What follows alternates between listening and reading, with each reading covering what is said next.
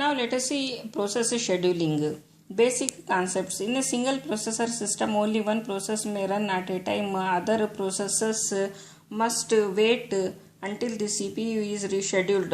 Objective of multiprogramming to have some process running at all times in order to maximize the CPU utilization. CPU input-output burst cycle. Process execution consists of a cycle of CPU execution and input-output wait. Process execution begins with a CPU burst followed by an input-output burst, then another CPU burst, etc. Finally, a CPU burst ends with a request to terminate execution. An input-output bound program typically has many short CPU bursts. A CPU bound program might have a few long CPU bursts. See the figure. See the graph. Now let us see CPU scheduler. This scheduler selects a waiting process from the ready queue and allocates CPU to the waiting process. The ready queue could be a FIFO priority queue tree and list. The records in the queues are generally process control blocks PCBs of the processors.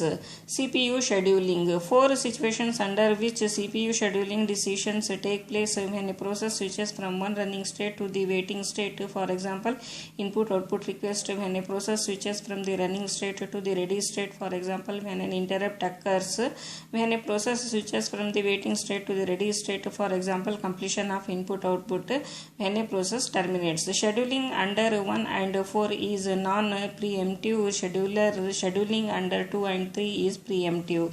Non-preemptive scheduling. Once the CPU has been allocated to a process, the process keeps the CPU until it releases the scheduled CPU either by the terminating or by switching to the waiting state. Preemptive scheduling. This is driven by the idea of prioritized computation. Processes that are runnable may be temporarily suspended. Disadvantages includes a cost associated with access to shared data affects the design of the OS kernel. Now let us see dispatcher. It gives control of the CPU to the process selected by the shorter term scheduler. The function involves switching context, switching to user mode and jumping to the proper location in the user program to restart that program. It should be as fast as possible since it is invoked during every process switch. Dispatch latency means the time taken by the dispatcher to stop one process and start another process. Now let us see scheduling criteria. In choosing which algorithm to use in a particular situation depends upon the properties of the various algorithms. Many criteria have been suggested for comparing CPU scheduling algorithms. The criteria include the following. CPU utilization. We want to keep the CPU as busy as possible. Conceptually, CPU utilization can range from 0 to 100%. In a real system, it should range from 40% for a lightly loaded system to 90% for a heavily used system. Throughput. If the CPU is busy executing processes, then work is being done. One measure of the work is the number of processes that are completed per time unit called throughput. For long processes, this rate may be 1 process per hour. Per hour. For short transactions, it may be 10 processes per second. Now let us see turnaround time. This is the important criterion which tells how long it takes to execute that process. The interval from the time of the submission of a process to a time of completion is the turnaround time. Turnaround time is the sum of the periods spent waiting to get into memory, waiting in the ready queue, executing on the CPU and doing input output. Fourth one is waiting time. The CPU scheduling algorithm does not affect the amount of the time during which a process executes or does input output. It affects only the amount of time that a process spends waiting in the ready queue. Waiting time is the sum of the periods spent waiting in the ready queue. Now let us see response time. In an interactive system, turnaround time may not be the best criterion. Often a process can produce some output fairly early and can continue computing new results while previous results are being output to the user. Thus, another measure is the time from the submission of the request until the first response is produced. This measure called response time is the time it takes to start responding, not the time it takes to output the response. The turnaround time is generally limited by the speed of the output device. Now let us see scheduling algorithm. CPU scheduling deals with the problem of deciding which of the processors in the ready queue is to be allocated the CPU. Following are some scheduling algorithms: FCFC scheduling, first come first served; round robin scheduling; SJF scheduling, shortest job first; SRT scheduling, priority scheduling; multi-level queue scheduling, and multi-level feedback queue scheduling. FCFS scheduling, the process that requests the CPU first is allocated the CPU first. The implementation is easily done using a FIFO queue procedure. When a process enters the ready queue, its PCB is linked onto the tail of the queue. When the CPU is free, the CPU is allocated to the process at the queue's head. The running process is then removed from the queue.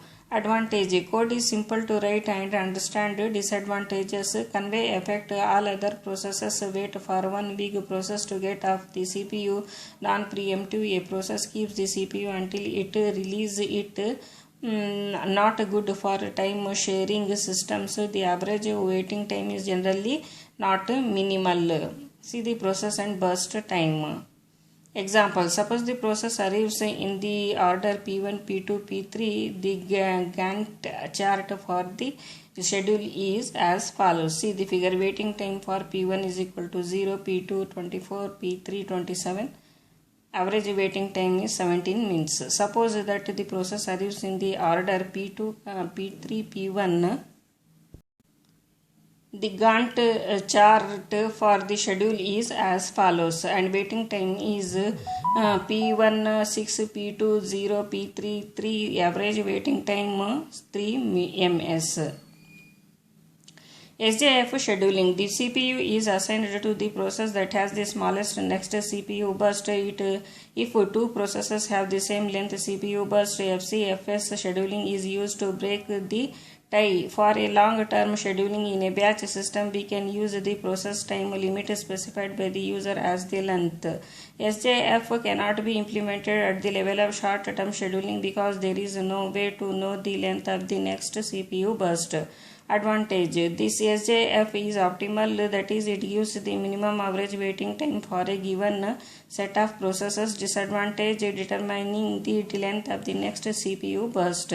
SJF algorithm may be either non-preemptive or preemptive. Non-preemptive SJF, the current process is allowed to finish its CPU burst. Preemptive SJF, if the new process has a shorter next CPU burst than what is left of the executing process, that process is preempted. It is also known as SRTF, scheduling shortest remaining time first. For example, for non-preemptive, consider the following set of non-preemptive SJF, consider the following set of processes with the length of the CPU burst time given in milliseconds. For non-preemptive SJF, the Gantt chart is as follows. Waiting time for P1 is 3, P2 is 16, P3 is 9, 4 is equal to 0. Average waiting time is equal to 7.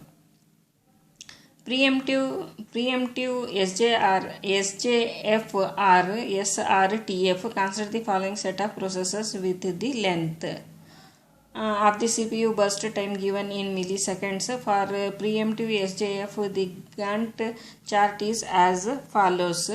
The average waiting time is 6.5. Now let us see priority scheduling. A priority is associated with each process. The CPU is allocated to the process with the highest priority. Equal priority processes are scheduled in FCFS order. Priorities can be defined either internally or externally. Internally defined priorities use some measurable quantity to compute the priority of a process. For example, time limits, memory requirements, number of open files. Externally defined priorities set by criteria that are external to the OS, for example, importance of the process, political factors.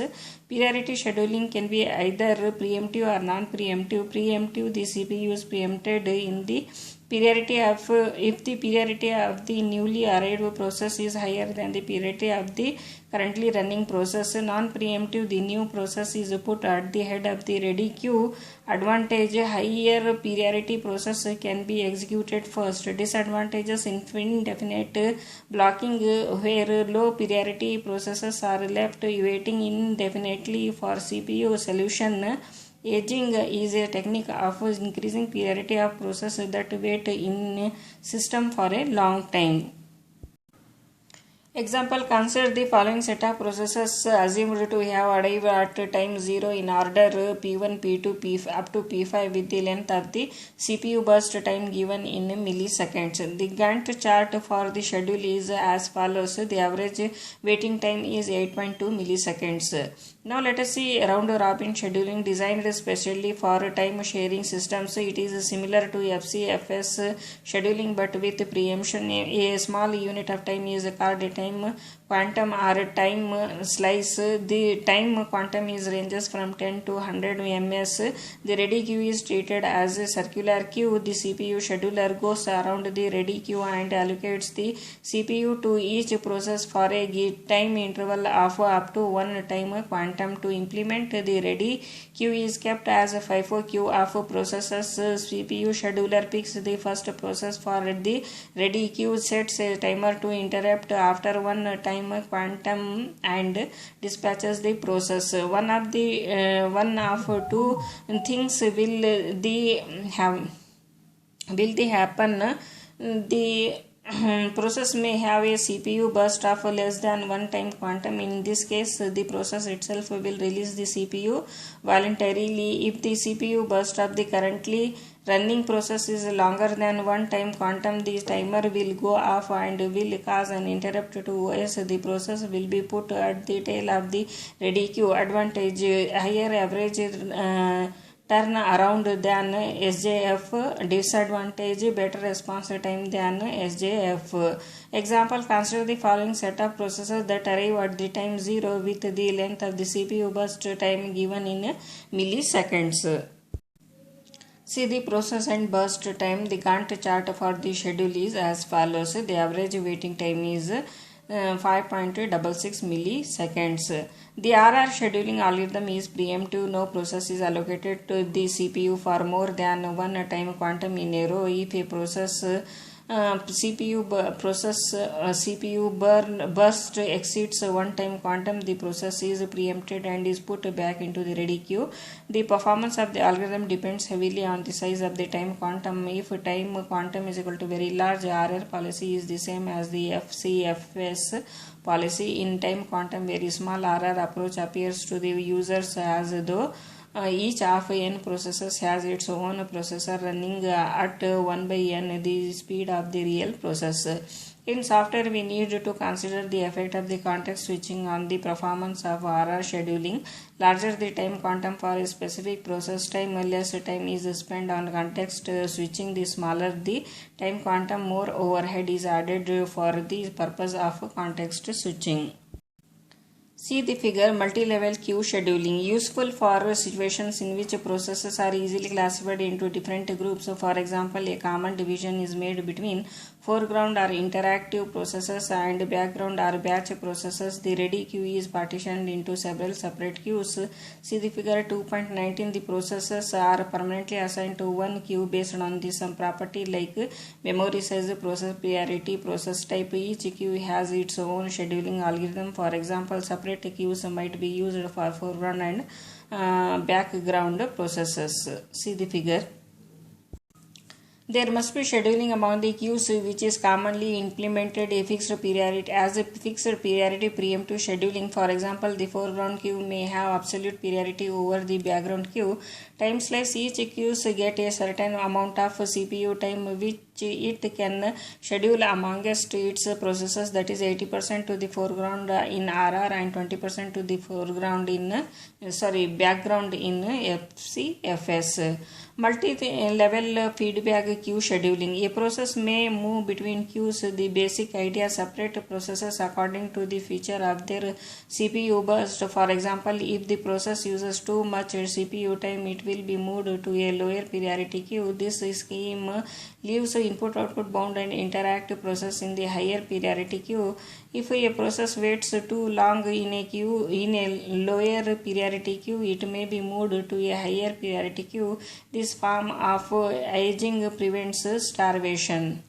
See the figure. In general, a multi-level feedback queue scheduler is defined by the following parameters: the number of queues, the scheduling algorithm for each queue, the method used to determine when to upgrade a process to a higher priority queue, the method used to determine when to demote a process to a lower priority queue, the method used to determine which queue a process will enter when that process needs service.